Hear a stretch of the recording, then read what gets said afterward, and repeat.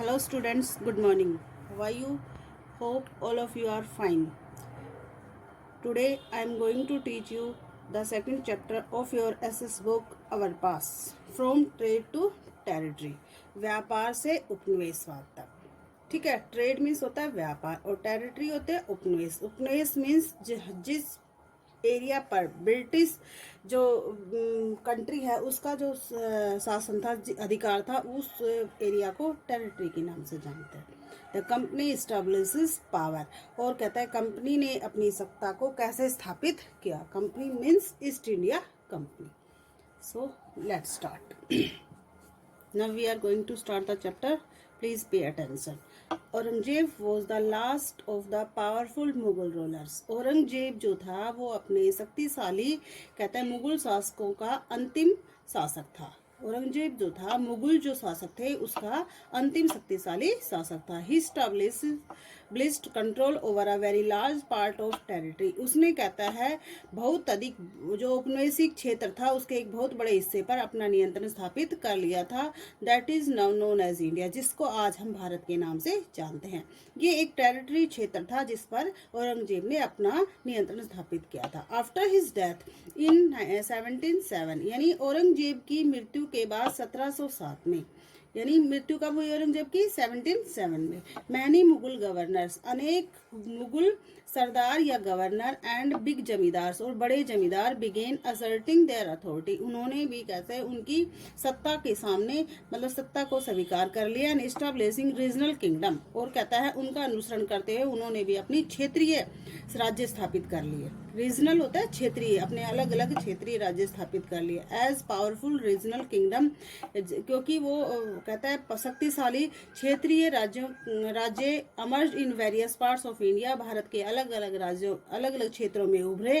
Delhi could no longer function as an effective centre, और इसी कारण से दिल्ली जो थी अब और अधिक प्रभावकारी और, कहता है, कार्य करने वाली, मतलब केंद्र नहीं रहा था. यानी हर उस औरंगजेब का अनुसरण करते हुए अनेक राजाओं ने भी अपने अपने शक्तिशाली क्षेत्रीय राज्य स्थापित करे, जिसके कारण दिल्ली अब इतनी अधिक प्रभावकारी नहीं रही थी. ओके. दिल्ली जो है वो भारत की कंट्री रही है. By the second half of the 18th century, second half यानी 18वीं शताब्दी, second half of the 18th century, 18वीं शताब्दी के द्वितीय मध्य तक, however a new power was emerging on the political horizon, एक, कहते हैं, नई सत्ता जो है राजनीतिक, कहता है, सतह पर उभर करके सामने आई. द ब्रिटिश, वो नई सत्ता कौन सी थी? ब्रिटिश, यानी अंग्रेज लोग, British. Did you know that the British originally came as a small trading company, क्या आप जानते हो कि अंग्रेज जो है सामान्यतः, कहता है, वो एक छोटे से व्यापारिक कंपनी के रूप में भारत आए. And were reluctant to acquire territories, और वो, कहते हैं, अपने औपनिवेशिक क्षेत्र स्थापित करना चाहते थे. How then did they came to the master of a vast empire, फिर वो इतने बड़े साम्राज्य का, कहता है, मालिक कैसे बन गए.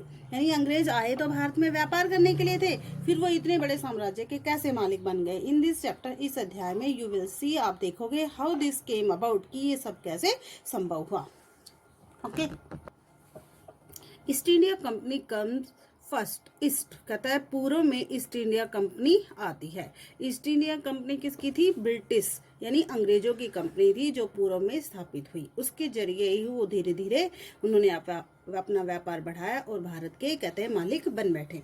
इन 1600 में the East India company acquired a charter, कहता है, ईस्ट इंडिया कंपनी ने एक चार्टर प्राप्त किया from the ruler of England, England के शासक से एक चार्टर, मतलब, प्राप्त कर लिया था. क्वीन एलिजाबेथ फर्स्ट, और जब वहां पर रानी उस समय कौन थी? क्वीन एलिजाबेथ फर्स्ट थी. Granting it the sole right, उन्होंने उन्हें, कहते हैं, अधिकार, एकमात्र, सोल राइट मतलब एकमात्र अधिकार प्रदान कर दिया था. To trade with the East, पूर्व के देशों के साथ व्यापार करने का.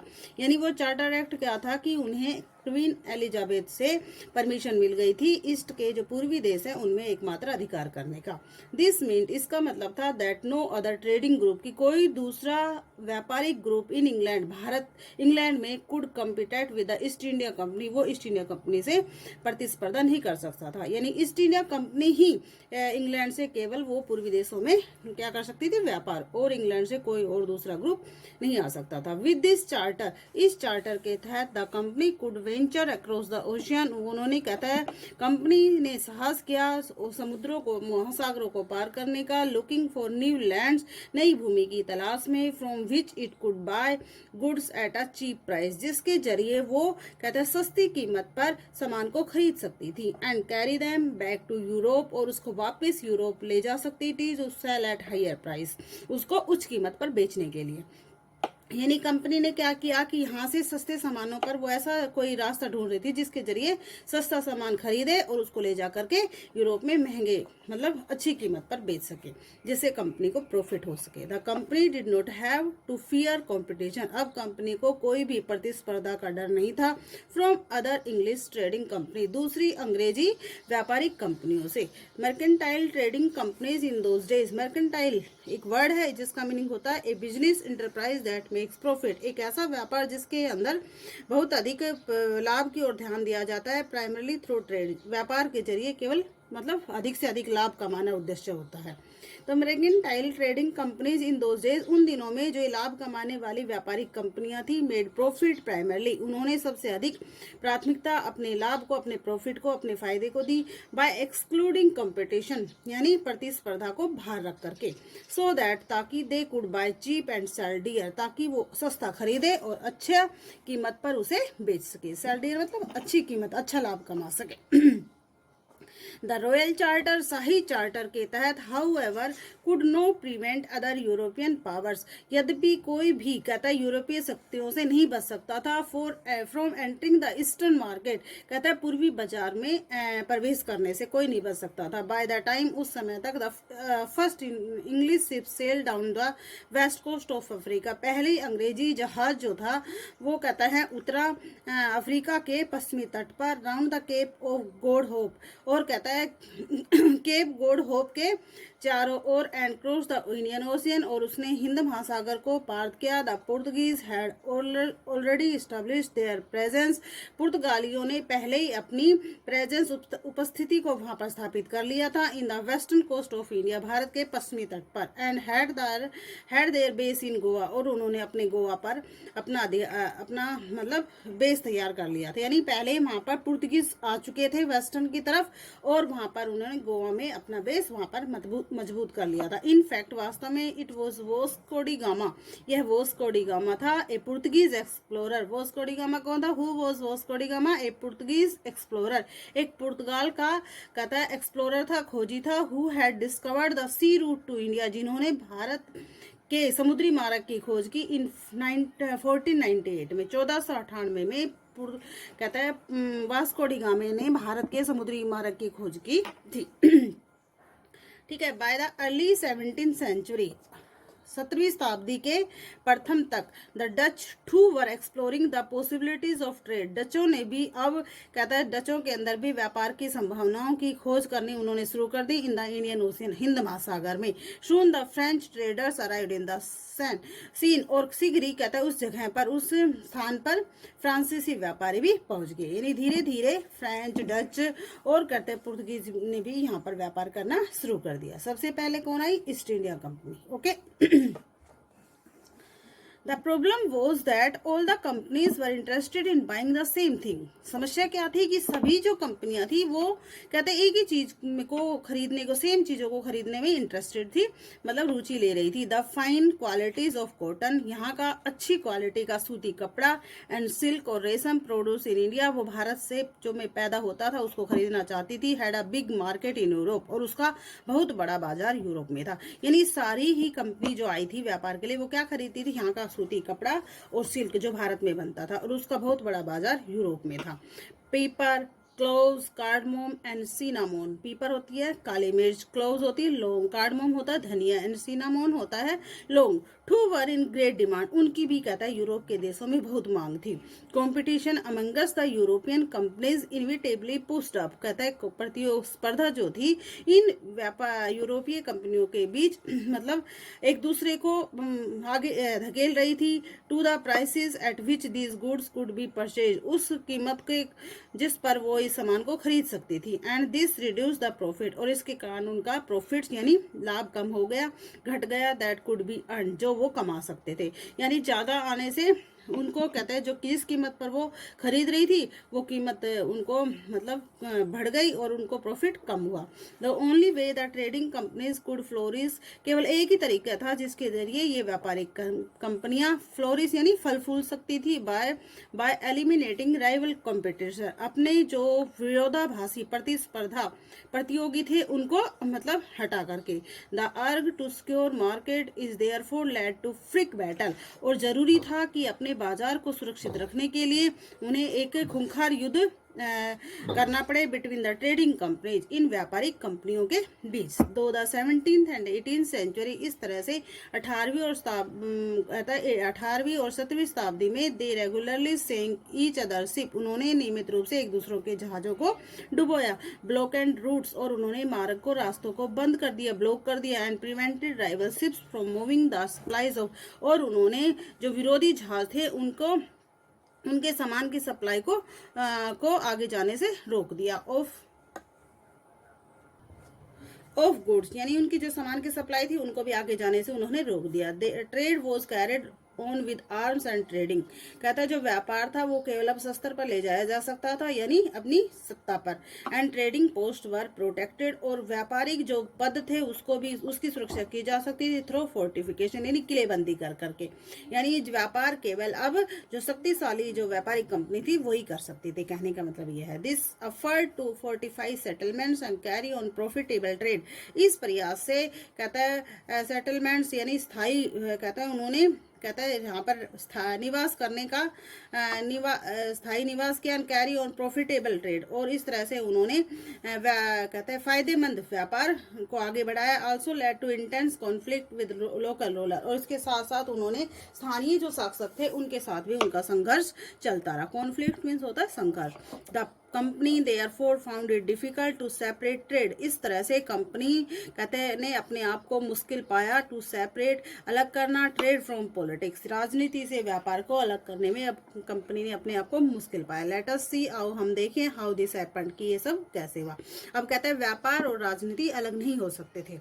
East India Company begins trade in Bengal, कहता है ईस्ट इंडिया कंपनी ने बंगाल के अंदर कैसे व्यापार शुरू किया। The first English factory was set up on the bank of river Hugli in 1651, पहली अंग्रेजी फैक्ट्री जो थी वो हुगली नदी के किनारे 1651 में हुई। हुगली कहाँ पर है? हुगली नदी कोलकाता में। ओके, ध्यान रखना। This was the base from which the company traders, यही वो आधार था जिसके जरिए कंपनी के व्यापारी आए, known at that time as factors, और इनको उस समय फैक्टर के नाम से जाना गया। फैक्टर ऑपरेटेड यानी फैक्टर्स कारखाने चलाने वालों के नाम से जाना गया। The factory had a warehouse, इन सभी कारखानों के अपने अपने वेयर हाउस थे, स्टोर हाउस थे। Where goods for export were store, जहां पर एक्सपोर्ट यानी भेजना, निर्यात करना, जहां पर जो सामान निर्यात किया जाता था उसका भंडार किया जाता था। एंड इट हैड ऑफिसेस, और इसके अपने कार्यालय थे। वेयर कंपनी ऑफिशियल सेट, जहां पे कंपनी के कर्मचारी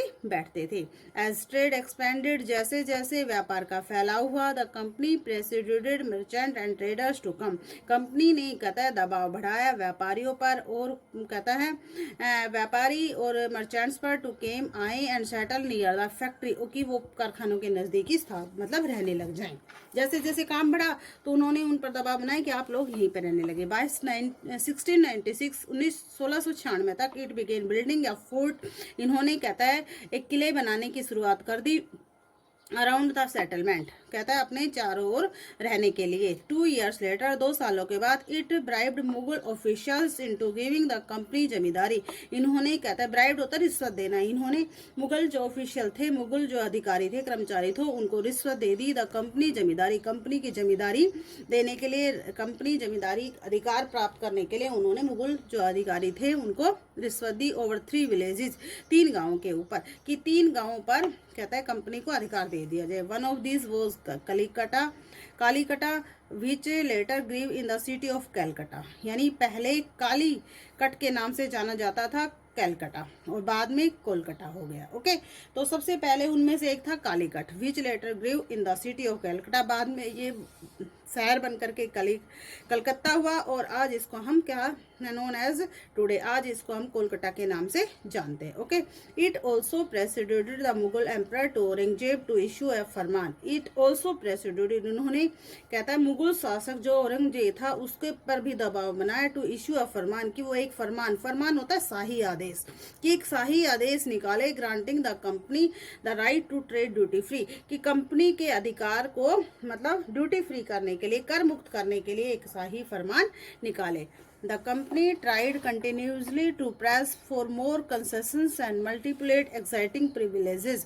कंपनी ने कोशिश की लगातार टू प्रेस दबाने की, फॉर मोर कंसेशन, और अधिक मतलब छूट प्राप्त करने के लिए, एंड मैनिपुलेट एग्जिटिंग प्रिविलेजेस, और अधिक से अधिक कहता है यहाँ पे सुविधाएं प्राप्त करने के लिए। औरंगजेब फरमान फॉर इंस्टेंस, कहता है उदाहरण के लिए औरंगजेब का शाही आदेश had granted only the company, उसने केवल कंपनी के को अधिकार दिया, टू ट्रेड ड्यूटी फ्री, केवल कहता है कर मुक्त व्यापार करने का, but official of the company, लेकिन कर्मचारी जो कंपनी के कर्मचारी थे, who were carry on private trade, जो प्राइवेट मतलब व्यापार कर रहे थे, ऑन द साइड दूसरी तरफ, वर एक्सपेक्टेड टू पे ड्यूटी, वो चाहते थे कि वो कर प्रदान करें, दिस दे रिफ्यूज टू पे, इस तरह से उन्होंने कर को चुकाने से इनकार कर दिया, causing an enormous loss of revenue, और जिसके कारण कहता है जो कर था उसका बहुत अधिक नुकसान हुआ, फॉर बंगाल के अंदर। How could the nawab of Bengal Murshid Quli Khan not protest,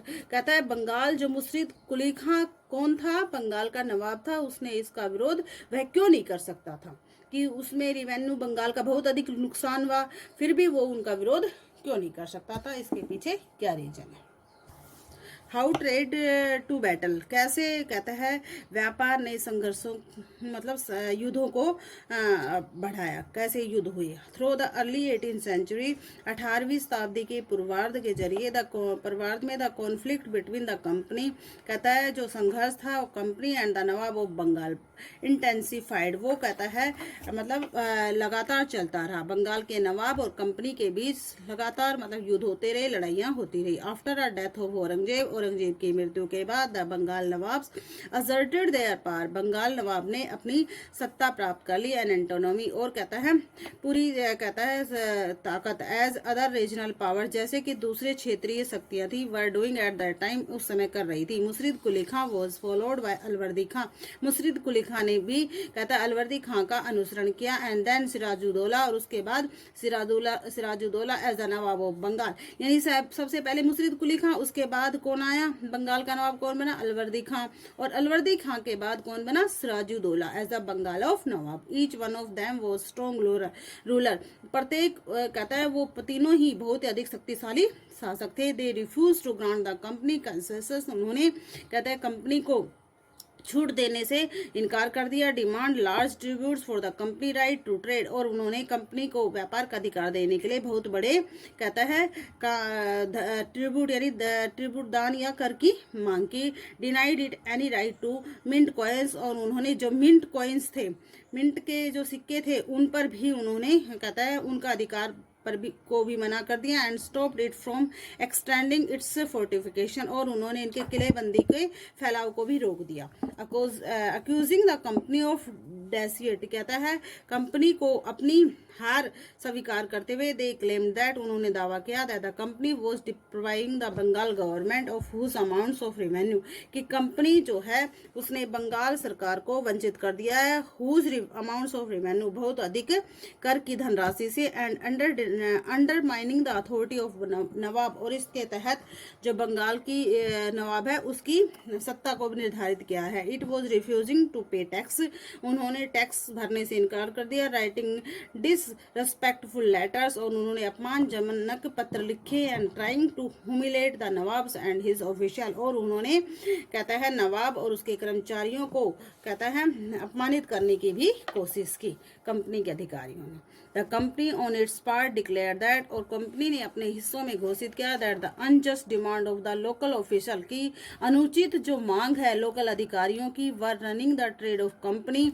वो रुइनिंग होता है बर्बाद करना। वो कहता है व्यापार जो कंपनी है उसके व्यापार को बर्बाद कर रही है। And trade could flourish only, और केवल व्यापार फल फूल सकता है ओनली केवल if the duties were remove, यदि ये कर हटा दिए जाए। उन्होंने क्या किया कि अगर ऐसे ही लोकल अधिकारियों की मांग कम पूरी करते रहे तो हम अपने व्यापार को नहीं बढ़ा सकते। केवल तब बढ़ाया जा सकता है यदि हम इन कर को हटा दें। इट वॉज ऑल्सो कन्विंस्ड, उन्होंने यह भी समझाया था दैट यह भी समझ लिया था दैट टू एक्सपेंड ट्रेड की व्यापार को फैलाने के लिए it had to enlarge its settlement, कि उन्होंने अपने बसाव को बढ़ाना होगा, मतलब यहाँ पे रहना उनको ज़्यादा से ज़्यादा उनको बढ़ाना होगा। बाय अब विलेजेस, गाँव खरीदने पड़ेंगे। एंड रीबिल्ड इट्स फोर्ट, और कहता है दोबारा से इन पर किले बनाने पड़ेंगे। The conflict lead to confrontation and finally culminated in the famous battle of Plassey। कहता है ये संघर्ष जो थे वो लगातार चलते रहे और आखिरकार कहता है एक प्रसिद्ध युद्ध हुआ, बैटल ऑफ प्लासी। प्लासी का एक युद्ध हुआ।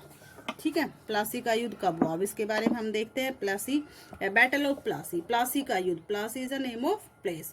When Alivardi Khan died in 1756, जब अलवर्दी खान जो बंगाल का नवाब था, जो कब बना था मुर्शिद कुली खां के बाद, उसकी मृत्यु हो गई 1756 में। Sirajuddaulah became the nawab of Bengal, और उसकी मृत्यु के बाद सिराजुद्दौला था वो जो बंगाल का नवाब बना। द कंपनी वॉज वरीड, और कंपनी अब चिंतित थी about the power and keen on a puppet. वो कहता है वो अब अपनी सत्ता के बारे में चिंतित थी। And keen on a puppet ruler, और वो बड़ी उत्सुक थी शासकों को, पपेट होती है कठपुतली, अपनी कठपुतली बनाने के लिए जो उसके इशारों पर काम कर सके। Who would willingly give trade, जो अपनी इच्छा से उसे व्यापार कंसेशन, व्यापार में छूट प्रदान करे। एंड अदर प्रिविलेजेस, और दूसरी सुविधाएं प्रदान करे। अब क्या चाहती थी कंपनी की, वो इन अधिकारियों को, लोकल ऑफिसर्स को अपने हाथों की कठपुतली बना ले। So it tried through without success, इसलिए इन्होंने कोशिश की दो विदाउट सक्सेस, यद्यपि बिना सफलता के। To help one of the Sirajuddaulah's rival became the nawab, उन्होंने कहता है सिराजुद्दौला के एक विरोधी को नवाब बना दिया। And infuriated Sirajuddaulah asked the company, और कहता है क्रोधित हुए सिराजुद्दौला ने कंपनी से पूछा to stop meddling in the political affairs, की वो अपनी दखल अंदाजी को, राजनीतिक मामलों में अपनी दखल अंदाजी को रोक दे। ऑफ हिज डोमिनेशन, अपनी सत्ता की दखल अंदाजी को रोके। स्टॉप फोर्टिफिकेशन, किलेबंदी को बनाना बंद करे। एंड पे द रिवेन्यूज, और कर चुकाए। आफ्टर नेगोशिएशंस फेल्ड, यानी नेगोशिएशन फेल्ड यानी काफी अधिक कहता है विचारधाराओं के फेल होने के बाद, असफलता मतलब धारणाओं में असफल होने के कारण, the nawab marched with 30,000 soldiers of the English factory at Kasim Bazar. कहता है जो नवाब था उसने 30,000 सैनिकों के साथ इंग्लिश फैक्ट्री कासिम बाजार पर कूच किया। कैप्चर द कंपनी ऑफिशियल्स, और उन्हें कंपनी के अधिकारों को कैप्चर यानी पकड़ लिया। लॉक्ड द वेयर हाउस, उन्हें वेयर हाउस में बंद कर दिया। डिजार्म्ड ऑल इंग्लिशमैन, उन्होंने इंग्लिशमैन अधिकारियों को कहता है डिजार्म किया। एंड ब्लॉक्ड इंग्लिश शिप्स, और इंग्लिश शिप्स के को भी रोक दिया। Then he march to Calcutta, उसके बाद वे कलकत्ता की ओर बढ़े। To establish control over the company, कहता है अपनी कंपनी की सत्ता, कंपनीज फोर्ट देयर, जहां पर कंपनी के किले बने हुए थे उन पर अपना नियंत्रण स्थापित करने के लिए।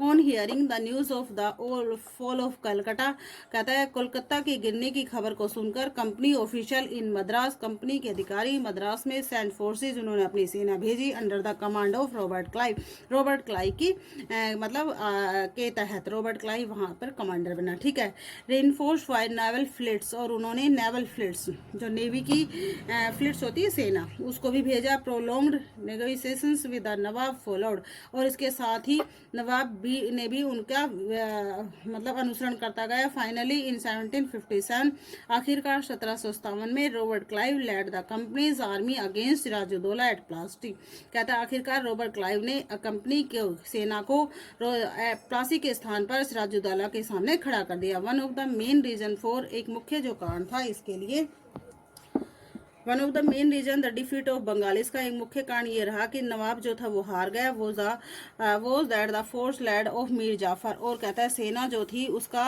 नेतृत्व मीर जाफर ने किया था। वन ऑफ सिराजुद्दौला's कमांडर, जो सिराजुद्दौला का एक कमांडर था। नेवर फोर्ट द बैटल, और कहता है उन्होंने युद्ध, जिसने आज तक कभी युद्ध नहीं लड़ा था। सिराजुद्दौला क्यों हारा? क्योंकि मीर जाफर जो था उनका सेनापति था, उसके तहत सेना लड़ी गई थी और जिसने आज तक कोई युद्ध लड़ाई नहीं था। Clive had manage to secure the sport, Clive ने कहते हैं अपनी सुरक्षा को किसी तरह से स्थापित कर लिया by promising to make him nawab, नवाब से वायदा करके आफ्टर क्रैशिंग सिराजुद्दौला, सिराजुद्दौला को बर्बाद करने के लिए उन्होंने नवाब से मतलब आपस में वायदा कर लिया। The battle of Plassey became famous, और इस तरह से प्लासी का युद्ध जो है प्रसिद्ध हो गया, because it was the first major victory the company won India, क्योंकि ये भारत में ईस्ट इंडिया कंपनी की सबसे बड़ी पहली विजय थी, इसलिए बैटल जो था यू प्लासी का जो बैटल था वो भारत में फेमस हो गया, जिसके अपना मतलब फैलाव बढ़ाती गई। After the defeat at Plassey, Plassey में हारने के बाद Sirajuddaulah was assassinated and Mir Jafar made the nawab, Sirajuddaulah को हटा दिया गया और मीर जाफर को वहां का नवाब बना दिया गया। The company was still unwilling to take over the responsibility of administration, क्योंकि कंपनी जो थी वो अभी तक प्रशासन की उत्तरदायित्व लेने में मतलब अनिच्छुक थी, वो असमर्थ थी, यानी कंपनी वहां पर शासन नहीं कर सकती थी, इसलिए उसने वहां पर मीर जाफर को बिठा दिया। Its prime objective was to expansion of trade, इसका मुख्य जो उद्देश्य था कंपनी का वो अपने व्यापार को फैलाना था। If this could be done without conquest, यदि ऐसा बिना जीत के हो सकता था, through the help of local rulers, वो केवल स्थानीय शासकों की हेल्प से ही हो सकता था, who were willing to grant privileges, जो उनको अपनी इच्छा से बड़ी बड़ी सुविधाएं दे सकते थे। Then territory need not be taken over directly, जिसके जरिए उपनिवेश कहता है उपनिवेश क्षेत्र जो थे उनको प्रत्यक्ष रूप से कहते हैं जिसकी आवश्यकता नहीं थी। सून द कंपनी डिस्कवर्ड, शीघ्र ही कंपनी ने खोजा पाया that this was father rather difficult, कि ये तो और ज्यादा मुश्किल था। For even the puppet nawabs were not always as helpful as the company wanted, क्योंकि जो कठपुतली जो नवाब बने थे वो इतने अधिक सहायक नहीं थे जितना कंपनी चाहती थी, देन टू बी, जितना वो चाहती थी। आफ्टर ऑल इसके बाद they had to maintain a basic appearance of dignity, इसके बाद उन्होंने अपनी कहता है मुख्य जो शान थी उसके आधार को बरकरार रखने के लिए एंड सोवर्निटी, सोवर्निटी होती है प्रभुसत्ता, यानी अपनी सत्ता स्थापित करना। इफ दे वांटेड रेस्पेक्ट, कहता है उन्होंने अपनी शान और अपनी प्रभुसत्ता को बनाए रखने के लिए यदि वो चाहते थे रेस्पेक्ट फ्रॉम देयर सब्जेक्ट्स, अपनी प्रजा से, तो वो बनाए रखना जरूरी था। What could the company do, तब कंपनी क्या कर सकती थी। व्हेन मीर जाफर प्रोटेस्टेड, जब मीर जाफर ने इसका विरोध किया, द कंपनी डिपोज्ड हिम, तो कंपनी ने उसको गद्दी से हटा दिया and install Mir Kasim in the place, और उसके स्थान पर मीर कासिम को बिठा दिया, क्योंकि नवाब तो थे उनके हाथों की कठपुतली थी, जब उसने विरोध किया तो उसके स्थान पर किसको बिठा दिया, मीर कासिम को। वहन मीर कासिम कंप्लेंट, जब मीर कासिम ने शिकायत की, he in turn was defeated, उसे भी हरा दिया गया in a battle fought at Buxar, जो बक्सर का युद्ध लड़ा गया था, कब हुआ था बक्सर का, 1764 में, 1764 में, तो कहता है उसको मीर कासिम को 1764 में बक्सर के युद्ध में हरा दिया गया। ड्राइवन ऑफ बंगाल, उसे बंगाल से निकाल दिया गया एंड मीर जाफर वॉज री इंस्टॉल, और मीर जाफर को फिर से गद्दी पर बिठा दिया गया, री इंस्टॉल मतलब दोबारा से उसे गद्दी पर बिठा दिया गया। द नवाब हैड टू पे ₹500,000 एवरी मंथ, और नवाब को अब कहता है 500,000 प्रत्येक महीने चुकाने थे। But the company wanted more money, लेकिन कंपनी और अधिक पैसा चाहती थी टू फाइनेंस इट्स वॉर्स, अपने युद्धों के लिए उसे और अधिक पैसे की जरूरत थी and meet the demand of trade, और व्यापार की मांगों को पूरा करने के लिए और अधिक पैसे चाहिए एंड इट्स अदर एक्सपेंसेस, और दूसरे खर्चों के लिए। It wanted more territories and more revenue, ये और अधिक औपनिवेशिक क्षेत्र चाहती थी और अधिक कर, यानी ज्यादा से ज्यादा खर्चा वो यहीं से निकालना चाहती थी, तो वो और अधिक लोग मतलब उन्होंने जनता पर कर लगा दिए। बाय द टाइम उस समय मीर जाफर डाइड इन 1765, जब मीर जाफर का देहांत हुआ 1765 में, the mood off company had change, company जो थी उसका मूड चेंज हो गया। हैविंग टू वर्क, कहता है काम में असफल होने के कारण, विद पपेट नवाब्स, कहता है पपेट नवाब के साथ कार्य में असफल होने के कारण, क्लाइव डिक्लेयर, रॉबर्ट क्लाइव ने घोषित किया, वी मस्ट इंडीड, वास्तव में हमें अवश्य बिकेम नवाब अवरसेल्फ, यानी अपने आप ही नवाब बनना चाहिए। वो कह रहे थे पहले तो उन्होंने सोचा कि बगैर लोकल रूलर्स की मदद के हम कार्य नहीं कर पाएंगे, लेकिन धीरे धीरे जितना वो चाहते थे उसके अकॉर्डिंग नहीं हुआ, तो उन्होंने क्या किया, हम खुद ही नवाब बनेंगे, जहां का क्षेत्र जीतेंगे वहीं के नवाब वो खुद ही बन जाएंगे। फाइनली आखिरकार इन 1765 1765 में the Mughal emperor appointed the company, Mughal शासक जो था वो कंपनी का में नियुक्त किया गया as the diwan of provinces of Bengal, Bengal की जो दीवान थी उनके प्रोविंसेस उन प्रांतों का दीवान घोषित किया गया। The diwan allowed the company to use the vast revenue, और दीवानी अलाउड द कंपनी, दीवानी ने कंपनी को कहता है अनुमति दी to use the vast revenue, बहुत अधिक बड़े करों को यूज करने की, रिसोर्सेज ऑफ बंगाल, कर के संसाधनों की जो बंगाल में थे उनको यूज करने की। This solved a major problem, इसके कारण एक बहुत बड़ी समस्या का समाधान हो गया। That the company had earlier face, जो कंपनी पहले से जिसका सामना करती आ रही थी। From the early 18th century, 18वीं शताब्दी के पूर्वार्ध तक इट्स ट्रेड विद इंडिया, इसका व्यापार जो था भारत तक हैड एक्सपेंडेड, वो फैल चुका था। But it had to buy most of goods in India, लेकिन वो कहता है अधिक से अधिक सामान भारत से चाहती थी। विद गोल्ड, सोना एंड सिल्वर इम्पोर्टेड फ्रॉम कहता है ब्रिटेन, और सोना और चांदी वो ब्रिटेन से आयात करना चाहती थी। This was because at this time, ये सब इसलिए था क्योंकि इस समय Britain had no goods to sell in India, कि ब्रिटेन जो था उसके पास भारत में बेचने के लिए कोई सामान नहीं था। The overflow of gold and Britain slowed after the battle of Plassey, कहता है बहुत अधिक सोने के ओवरफ्लो के कारण, बहुत अधिक सोने की मतलब होने के कारण Britain slowed after the battle of Plassey, Britain जो था वो भी कहता है बैटल ऑफ प्लासी के युद्ध में इसके बाद धीमा पड़ गया। And entirely stopped after the assumption of diwani, और कहते हैं उन्हें दीवानी को आखिरकार मानने से रोक, मतलब दीवानी जो थी उसको बंद कर दिया। नव रिवेन्यूज फ्रॉम इंडिया, अब जो कर थे भारत से, कुड फाइनेंस कंपनी एक्सपेंसेस, वो केवल कहता है कंपनी के खर्चों पर है, कंपनी के जो खर्च थे उन्हीं पर ही उस पैसे को लगाया जा सकता था। These revenues could use to purchase expenses, और इस करों के जरिए कहते हैं ये कंपनी का जो ये करों का जो पैसा था उसको खरीदने में cotton and silk textile in India, Bharat से ही कपड़ा और सिल्क खरीदने में इस पैसे का ही यूज किया जा सकता था। इट मीन्स भारत का पैसे से ही भारत के अंदर ही सामान खरीदा जाता और उसको फिर महंगे दामों पर यूरोप में ले जाकर के कंपनियां अपना व्यापार बढ़ा रही थी। Okay, and meet the cost building the company, और अपनी कहता है कंपनी अपनी और दूसरी मांगों को भी पूरा कर रही थी। Fort and office at Calcutta, किले बनाने की या कलकत्ता में वो अपने कार्यालय वगैरह स्थापित करने के सारे खर्चे वो अपने यानी दीवानी जो प्रथा लगाई थी उसके जरिए अपना पूरा कर रही थी। कंपनी ऑफिशियल बिकेम नवाब, और धीरे धीरे कंपनी के अधिकारी ही यहाँ के नवाब बन बैठे। Nawabs, what it mean to nawabs, जिसका अर्थ होता है नवाब, ठीक है। इट मीन ऑफ कोर्स, इसका निसंदेह अर्थ होता है that the company acquired more power and authority. नवाब का अर्थ क्या होता है कि कंपनी ने अधिक से अधिक ताकत और सत्ता प्राप्त कर ली। But it also means something else, लेकिन इसके अलावा भी कुछ और होता है। इसका अर्थ each company servant begin to have vision of living like nawab, कि कंपनी का प्रत्येक नौकर जो था उन्होंने कहता है एक नवाब की तरह रहने का सपना देखना शुरू कर दिया, कि वो एक नवाब की तरह रहने का मतलब रहने लगे, राजाओं की तरह। After the battle of Plassey the actual nawab of Bengal were force to give land, कहता है बैटल के युद्ध के बाद वास्तविक नवाब थे बंगाल के वर फोर्स, उन्हें मजबूर किया गया to give land and vast sums of money, बहुत अपनी भूमि देने के लिए और बहुत अधिक धनराशि देने के लिए। As personal gift to company official, एक कहता है निजी उपहार के रूप में कंपनी के अधिकारियों को, यानी नवाब को मजबूर कर दिया गया कि वो ज्यादा से ज्यादा धनराशि और अपनी जमीन कंपनी के अधिकारियों को व्यक्तिगत उपहार में दे। Robert Clive himself amassed a fortune in India, Robert Clive ने भी कहता भारत में अपने आप को भाग्यशाली स्वीकारा। He had came to Madras, वह मद्रास में आया, नव चेन्नई, मद्रास कहाँ पर आप चेन्नई में। फ्रॉम इंग्लैंड से आया इन 1743 में, यानी रॉबर्ट क्लाइव भारत में कब आया, इंग्लैंड से 1743 में एट द एज ऑफ 18 साल की उम्र में। वैन इन 1767, जब 1767 में ही लेफ्ट इंडिया, उसने भारत छोड़ा। His Indian Fortune was worth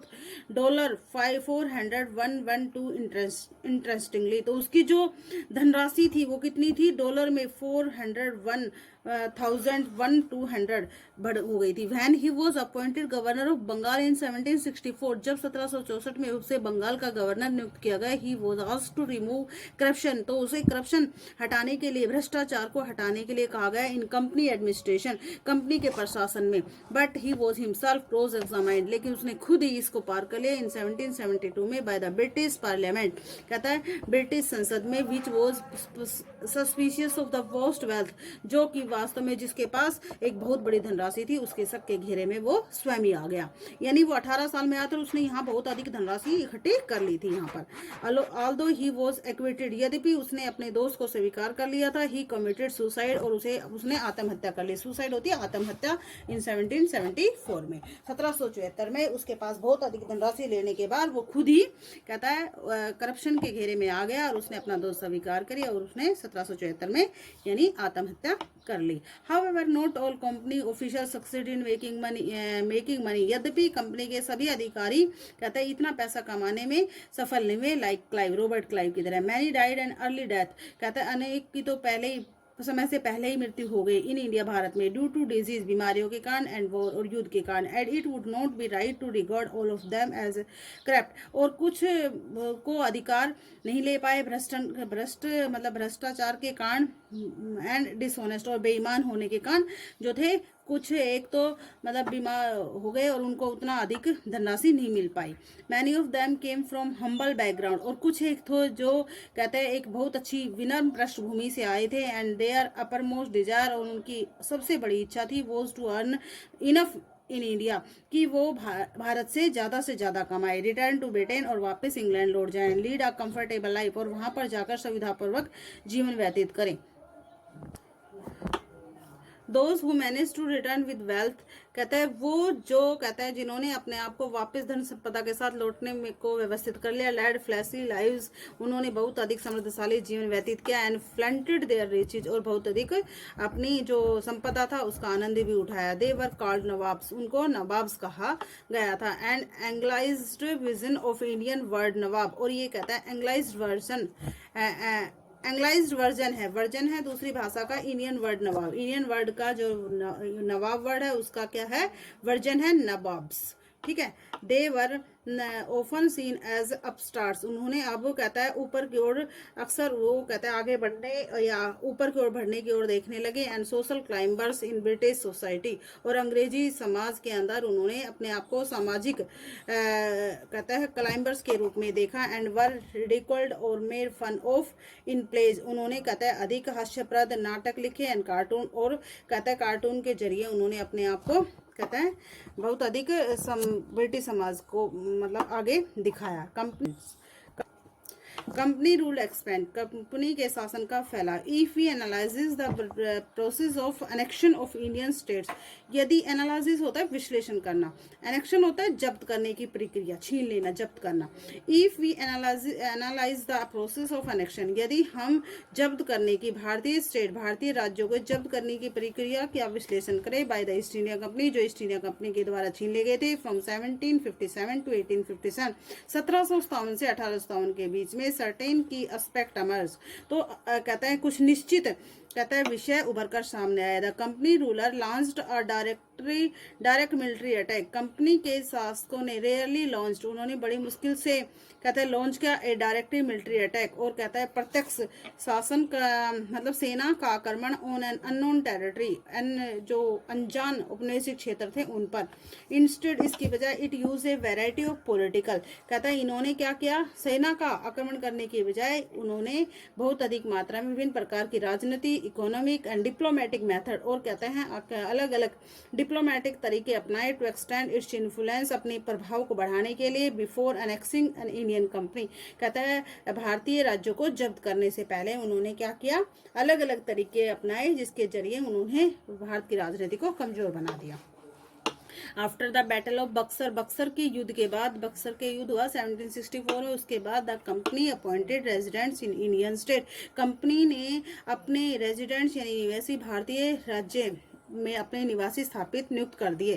they were political और कमर्शियल एजेंट, वे कहते हैं राजनीतिक और वाणिज्यिक एजेंट से, and their job was to serve, और उनका कार्य था सेवा करना, and further the interest of the company, और कहता है कंपनी में के इंटरेस्ट को बढ़ाना था। दो द रेजिडेंट्स, यद्यपि ये जो रेजिडेंट्स थे, निवासी थे, the company official began interfering in internal affairs, इन्होंने भी कहते हैं इनके इंटरफेयरिंग, इनके आंतरिक मामलों में इंटरफेयरिंग यानी दखल अंदाजी शुरू कर दी ऑफ इंडियन स्टेट, भारतीय जो स्टेट्स थे, भारतीय राज्यों के आंतरिक मामलों में भी दखल अंदाजी शुरू कर दी। कंपनी ने दे ट्राई टू डिसाइड, उन्होंने ये फैसला करने की कोशिश की, who was to be the success to the throne, कि अब जो थ्रोन यानी सिंहासन का अगला उत्तराधिकारी कौन बनेगा, and who was to be appointed administrative post, और किसको प्रशासनिक के पदों पर नियुक्त किया जाएगा। Sometimes the company force the states into a subsidiary alliance, कभी तो कंपनी ने मजबूर किया राज्यों को सब्सिडरी अलायंस, सहायक संधि अपनाने के लिए, according to the terms of the alliance. अब सहायक संधि क्या थी? इस सहायक संधि की शर्तों के तहत Indian rulers were not allowed to had their independent, कि भारतीय शासकों को अनुमति नहीं थी अपनी स्वतंत्रता से आर्म्ड फोर्सेस, अपनी सेनाएं रखने की। They were to be protected by the company, उनकी सुरक्षा कंपनी के द्वारा की जाएगी। यानी सहायक संधि क्या थी? उसके द्वारा जो भारतीय शासक थे उनको अपनी सेना रखने की स्वतंत्रता नहीं थी, उनकी सुरक्षा अब कंपनी के अधिकारियों के द्वारा की जाएगी। बट हैड टू पे द सब्सिडरी फोर्सेज, लेकिन उन्हें कहता है सहायक संधि के लिए, सहायक सेना के लिए कर चुकाना पड़ेगा। That the company was suppose to maintain, जो कि कंपनी ने स्थापित की थी, मेंटेन करने के लिए, स्थापित करने के लिए जरूरी थी। For the purpose of this protection, इस कहता है सुरक्षा के उद्देश्य से। If the Indian rulers fail to make their payment, यदि कोई भारतीय शासक इस पेमेंट को चुकाने में असफल रहता, then part of their territory was taken away as penalty, तब उसकी उपनिवेश का जो एक हिस्सा था वो कहता है पेनल्टी यानी जुर्माने के रूप में अपने क्षेत्र में मिला लिया जाता था। यानी कोई भी राजा अगर ये पेमेंट चुकाने में असमर्थ रहता तो अंग्रेजी राज्य ईस्ट इंडिया कंपनी उसे अपने क्षेत्र में मिला लेती। फॉर एग्जांपल, उदाहरण के लिए, व्हेन रिचर्ड वेल्जली वॉज गवर्नर, जब रिचर्ड वेल्जली कहता गवर्नर जनरल बना इन 1719 में, 1798 से 1805 तक वो गवर्नर जनरल रहा। द नवाब ऑफ अवध, अवध का जो नवाब था, वो फोर्स टू गिव, अवध के नवाब को मजबूर किया गया to give over half of his territory, अपने उपनिवेशिक आधे क्षेत्र को देने के लिए, टू द कंपनी इन 1801 में कंपनी के को आधा क्षेत्र देने के लिए मजबूर किया गया। एज ही फेल टू पे द सब्सिडरी फोर्स, क्योंकि वो कहता है सहायक संधि, सहायक जो सेना थी उसके पेमेंट को चुकाने में असफल रहा था। Hyderabad was also force to cede territories on similar ground, Hyderabad को भी इसी तरह से छीन करके इसी अपने साम्राज्य में इसी तरह से मिला लिया गया था।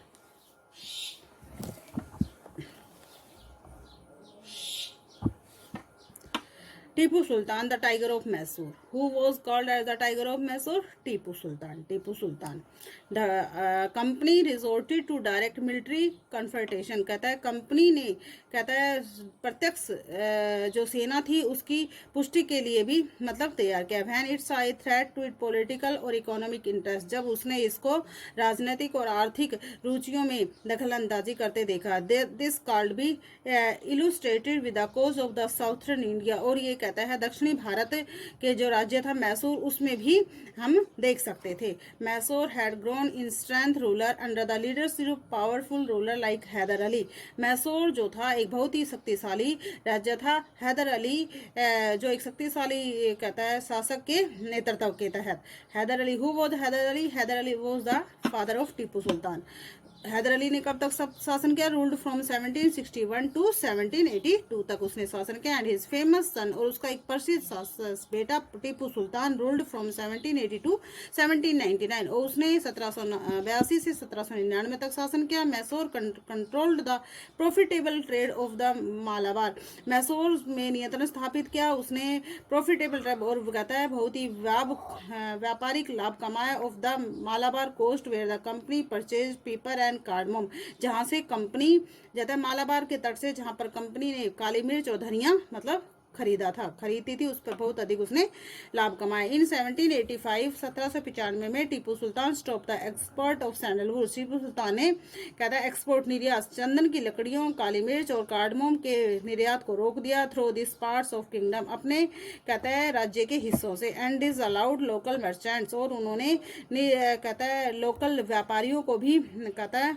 की अनुमति छीन ली from trading with company, company से व्यापार करने की। He also established a close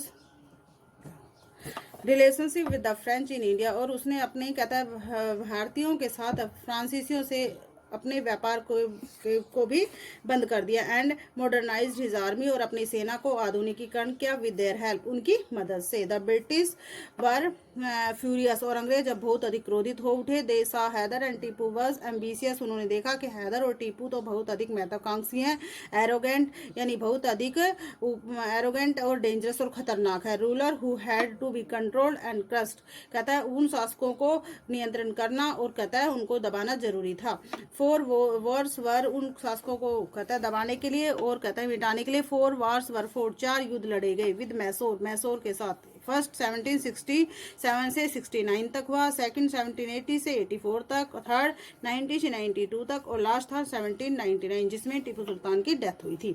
only the last, केवल last, the battle of Seringapatam, Seringapatam का युद्ध, श्रृंगापट्टनम का युद्ध did the company ultimately win an victory, जिसमें कहता है आखिरकार कंपनी ने विजय प्राप्त कर ली। Tipu Sultan was killed defending his capital Srirangapatnam, Tipu Sultan जो था अपनी राजधानी श्रृंगापट्टनम की सुरक्षा करते हुए मारा गया। Mysore was placed under the former ruler dynasty of Wodeyars, कहता है मैसूर वॉज प्लेस्ड, और मैसूर को स्थापित कर गया उसका जो फॉर्मर पूर्व का जो कहता है शासक था, पूर्व शासक का वंश का जो शासक था of Wodeyars from a subsidiary alliance was imposed on the state, और कहता है सहायक संधि भी इस राज्य पर थोप दी गई।